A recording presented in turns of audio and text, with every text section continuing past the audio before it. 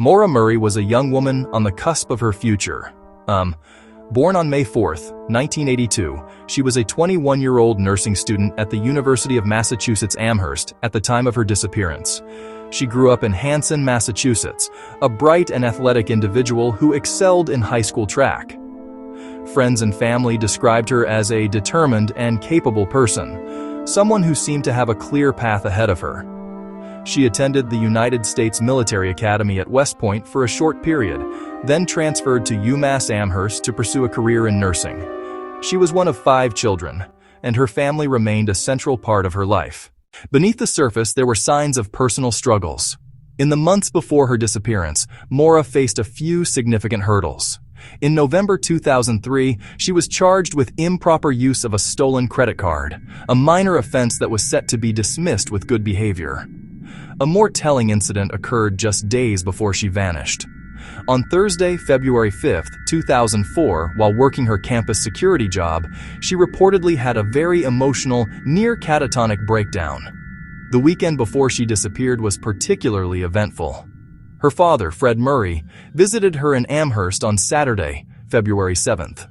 They went car shopping. They had dinner together. That same night, Maura borrowed her father's new Toyota Corolla. On her way back from a party, she crashed it into a guardrail. The accident was minor and no charges were filed, but it added another layer of stress.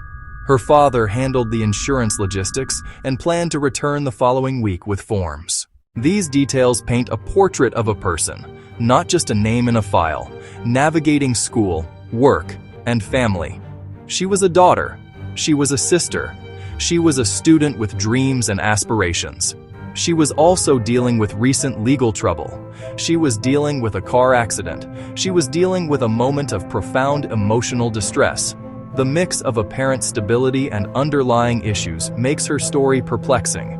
The person who drove away from her UMass dorm on February 9, 2004, left carrying unspoken burdens, heading toward an unknown, ultimately tragic fate. The morning of Monday, February 9, 2004.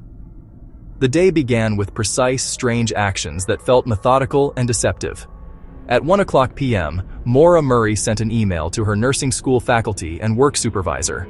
In the message, she claimed there had been a death in my family and that she would be gone for a week. Her family later confirmed that no death had occurred, a clear fabrication, and the first major question of the day. Why did she feel the need to create a false reason? The email set a deliberate, mysterious tone, suggesting a planned departure. Following the emails, Maura began making a series of phone calls and online searches. At 1:24 p.m., she left a voicemail for her boyfriend, Billy Rausch. Her internet searches included MapQuest directions to the Berkshire Mountains and MapQuest directions to Burlington, Vermont. She called a condominium association in Bartlett, New Hampshire, about renting. These actions suggest she was planning a trip, a temporary escape to the mountains. She packed a duffel bag and a backpack, clothes, toiletries, college textbooks. Around 3:15 p.m., surveillance showed her withdrawing $280 from an ATM near campus. Shortly after, at approximately 3:40 p.m., she was recorded at a nearby liquor store. She purchased about $40 worth of alcohol, Bailey's Irish Cream, Kahlua, vodka, a box of Franzia wine. By 4:00 p.m., Mauramurray was on the road, driving her black 1996 Saturn sedan northbound on Interstate 91. The last confirmed activity was a voicemail check at 4:37 p.m., a call that pinged a cell tower in Londonderry, Vermont. After that, her phone went silent forever. No calls, no texts. The device was never used again. She drove out of Massachusetts, through Vermont, and into New Hampshire, heading toward the White Mountains. Alone on darkening winter roads, she left behind a trail of questions that would deepen when her journey ended abruptly just hours later.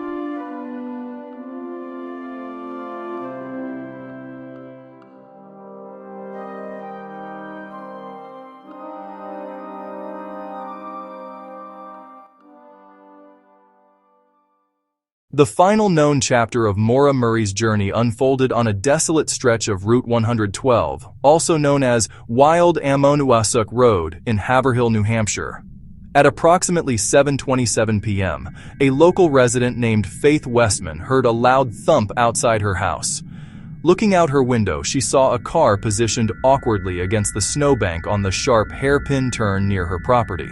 She called the Grafton County Sheriff's Department to report a single-car accident. At the same time, school bus driver Butch Atwood stopped and spoke with the young woman. She claimed she had already called AOLA for assistance, a statement later proven to be false. There was no cell service there, and AAA had no record. Despite his concern, Atwood respected her wishes and continued on his way. Minutes later, at 7:43 p.m., he called police. The first law enforcement officer, Haverhill Police Sergeant Cecil Smith, arrived at 7:46 p.m. He found the black 1996 Saturn sedan empty, damaged on the driver's front, airbags deployed, windshield cracked, and the car was locked. There were no footprints in the fresh snow around the vehicle, leading to the immediate and baffling question: where had the driver gone?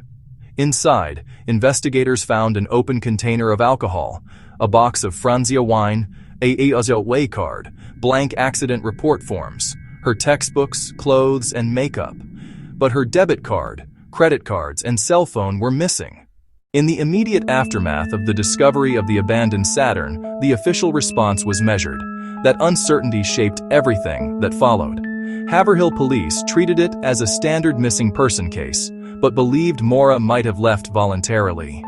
She had packed for a trip, withdrawn a large sum of money, and misled her professors and employer about a family emergency.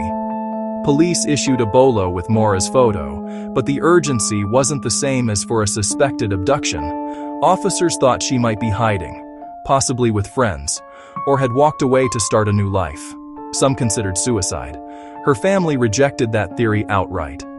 Organized searches began on February 11th, 2 days after she vanished. New Hampshire Fish and Game and other agencies scoured woods and roads near the crash. A key clue came when a tracking dog was brought in. The dog picked up Maura's scent from a glove in the car, followed a trail about 100 yards east along Route 112. Then the scent abruptly stopped. Investigators inferred she walked a short distance and then entered a vehicle. Months later, a contractor reported possibly seeing a young person moving quickly on foot along Route 112 between 8 and 8:30 p.m., heading east away from the crash site. If true, Maura was still on the road after Atwood, but it didn't explain her complete disappearance. The period also birthed a new force: the online sleuth. Communities gathered on message boards, dissecting items in her car and the timeline of her last day. They shared theories, analyzed maps, and debated every clue, sometimes insightful, sometimes misleading. But they kept the spotlight alive, creating a persistent, powerful force determined to find answers and keep Maura Murray remembered. For many years, Maura Murray's case remained suspended in frustrating inactivity, officially a cold case but never fully dormant. In 2009, the New Hampshire Cold Case Unit was established. Maura's disappearance was one of the first cases it absorbed. This signaled a shift, reclassified as a suspicious missing person case, acknowledging a high probability of foul play. Tips continued with no breakthrough, until 2017, when a popular podcast and Oxygen's The Disappearance of Maura Murray brought a surge of attention and new leads. In 2019, investigators searched a nearby house basement using ground-penetrating radar. Authorities later said no evidence related to Maura was found. In 2021, bone fragments found at Loon Mountain were sent to the FBI. In November, officials announced they did not belong to Maura. In early 2022, the FBI added Maura to VICAP, creating a national alert. Later that year, NH State Police conducted another search. In 2024, an age-progressed photo renewed the plea for public help. The absence of concrete evidence in Maura Murray's disappearance has created a vacuum that has been filled by numerous theories, ranging from the plausible to the far-fetched. The most straightforward theory is that she succumbed to the elements. After crashing her car, she panicked, possibly due to the alcohol she had been drinking, and fled the scene to avoid police, became lost, and died of exposure. However, extensive searches have never turned up any remains or personal belongings. Another prominent theory is that Maura arranged to meet someone and left the scene in a second vehicle. The dog track ending abruptly on the road strongly supports this idea.